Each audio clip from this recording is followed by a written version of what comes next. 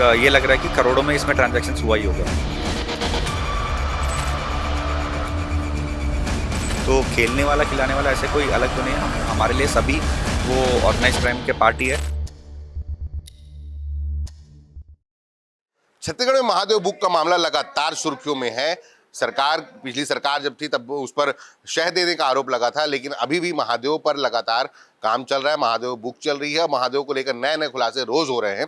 अभी ताज़ा खुलासा रायपुर पुलिस ने किया है, जिसमें जो काला धन है, जो भी सट्टे की जो कमाई है, अवैध कमाई, उसको डॉलर में कन्वर्ट करने का मामला सामने आया है। हमारे साथ डीसीपी क्राइम रायपुर के स्मृतिक राजमाला जी हैं। हम जानने की कोशिश करेंगे क्या मामला है ये, और जो नए तरीके का मामला आप लोगों ने खोला है।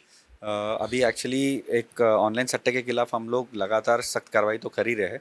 अभी T20 सीज़न स्टार्ट होने के बाद हमको ये मुखबिर सूचना से मिली है कि राजेंद्र नगर में 2 लोग कार में चलते हुए ऑनलाइन सट्टा खेलने का एक सूचना सामने आई थी। उसमें क्राइम टीम और थाने के संयुक्त टीम रेड मारे थे और मौके से 2 लोगों को पकड़े थे, जिनका नाम प्रतीक और शांकी है। उनको पकड़ने के बाद प्रिलिमिनरी इन्वेस्टिगेशन में हमको ये सामने आया कि ये सट्टा खेलने के साथ साथ एक ऑनलाइन पेमेंट गेटवे क्रिएट करके बहुत सारा इंडियन करेंसी, इंडियन रुपी जो है वो दुबई भेजा जाने का एक जानकारी इसमें मोबाइल्स में मिली थी उसके इन्वेस्टिगेशन में। और ये पैनल्स जो है गोवा में बैठा के वहाँ से ये लोग पैसे दुबई भेजने का जानकारी मोटा मोटा मिल रहा था। तो तुरंत एक टीम हम लोग गोवा भेजे थे।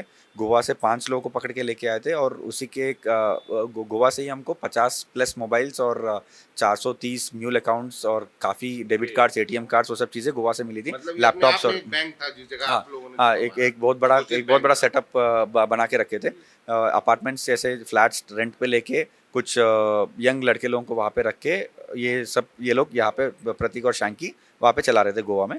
और सरप्राइजिंगली वो लोग भी जो पकड़े गए थे उसमें से 5 में से 4 लोग छत्तीसगढ़ के ही है, कोरबा और बिलासपुर के रहने वाले हैं।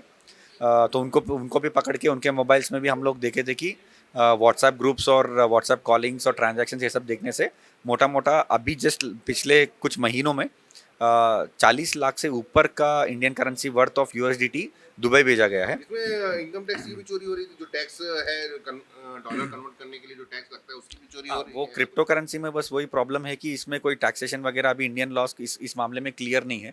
तो इसीलिए इसका फ़ायदा उठा के बहुत सारे क्रिमिनल एक्टिविटीज़ USDT के द्वारा किया जा रहा है। बहुत सारे पेमेंट्स और बहुत सारे ट्रांसफर्स जो है क्योंकि इसमें चार्ज बिल्कुल ज़ीरो है और यहाँ पे कोई कैश लेके भले ही लोकल लेवल पे कोई ट्रांजैक्शन कैश ले रहा होगा, बट मिडिलमैन जो है उसमें इजीली यहाँ पे इंडियन करेंसी एक्सेप्ट करके दुबई भेजने के लिए इजी माध्यम से ये लोग इंडियन करेंसी USDT में भेज रहे हैं। तो अभी जस्ट हमारे प्रिलिमिनरी इन्वेस्टिगेशन में 42 लाख का हमारे पास प्रूफ मिला है।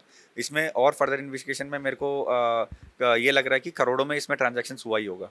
हाँ, एक और प्रॉब्लम आती है कि जैसे कि अलग अलग डोमेन्स पर जिसमें ऑनलाइन बैटिंग्स होती हैं, अलग अलग डोमेन्स पे जब भी किसी डोमेन्स की शिकायत होती है तो उसको डोमेन को बंद कर देते हैं। बाकायदा इन सूचना प्रौद्योगिकी विभाग से जारी होता है, इनकम टैक्स विभाग उसको जारी करता है, और उसके बाद जैसे ही वो बंद होता है और उसके बाद उसी डोमेन से लिंक नया डोमेन जनरेट कर लिया जाता है, और उसके बाद फिर वही जो ऑनलाइन गैम्बलिंग का काम है वो शुरू हो जाता है। इसको लेकर किस तरह की सख्ती की जा रही है? हाँ, देखिए यही तो एक थोड़ा सा आप बहुत सही पॉइंट बोले हैं कि डोमाइन नेम चेंज करके नया वेबसाइट होस्ट करने का तो वो अभी ऑनलाइन तो अलाउड है ही।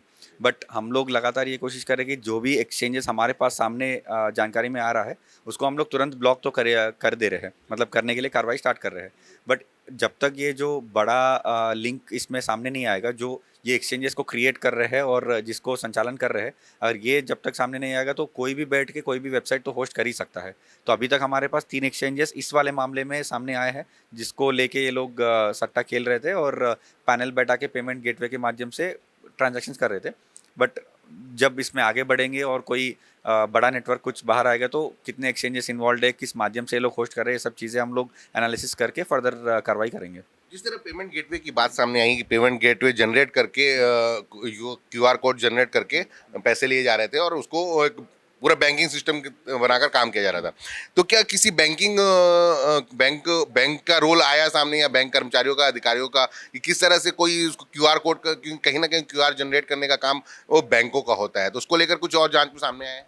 नहीं, अभी जैसे म्यूल अकाउंट्स तो बैंक का कोई डायरेक्ट इन्वॉल्वमेंट तो नहीं है इसमें, क्योंकि मूल अकाउंट्स ऐसे होता है कि वो किसी का भी अकाउंट हो सकता है और वो 10 से लेके 20,000 के बीच में कोई भी अपना गरीब आदमी अपना अकाउंट भेज देता है, तो इसमें बैंक का कोई डायरेक्ट इन्वॉल्वमेंट नहीं है।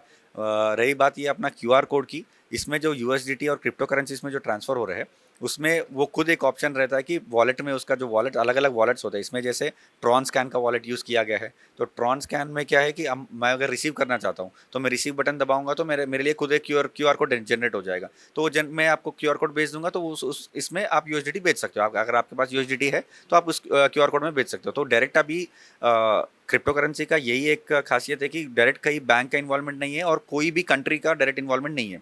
ये सब ऑनलाइन में चल रहा है और अलग अलग कंट्रीज में इसका सर्वर्स और डोमेन्स बैठे हैं, तो कोई डायरेक्ट इंडियन बैंक्स का या किसी इंडियन एजेंसीज का इसमें कंट्रोल अभी नहीं है। तो इसीलिए इस माध्यम से को यूज़ करके लोग क्रिमिनल एक्टिविटीज़ को यूएसडीटी के द्वारा पेमेंट्स कर रहे हैं। ये तो ऑपरेट करने वालों की बात हो गई, खिलाने वालों की बात हो गई।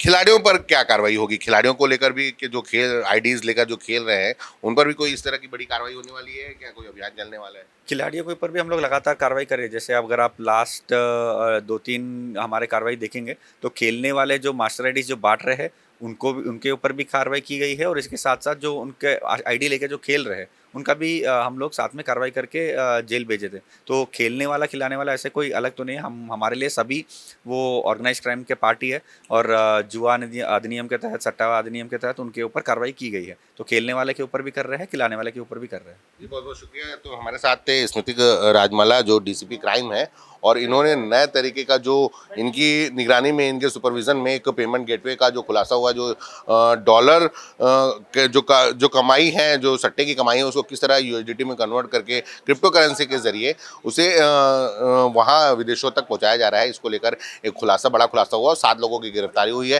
करीब 42 लाख जो यूएसडीटी के जरिए 42 लाख ट्रांसफर की बात सामने आई है। हालांकि दावा किया जा रहा है कि ये करोड़ों का मामला निकल सकता है। कैमरा पर्सन यासीन मेमन के साथ दानिश अनवर, द लेंस। देश दुनिया की रखी खबर हर रोज हर शाम कानो कान सुनते रहें द लेंस पॉडकास्ट। रही अपडेट लेंस के साथ।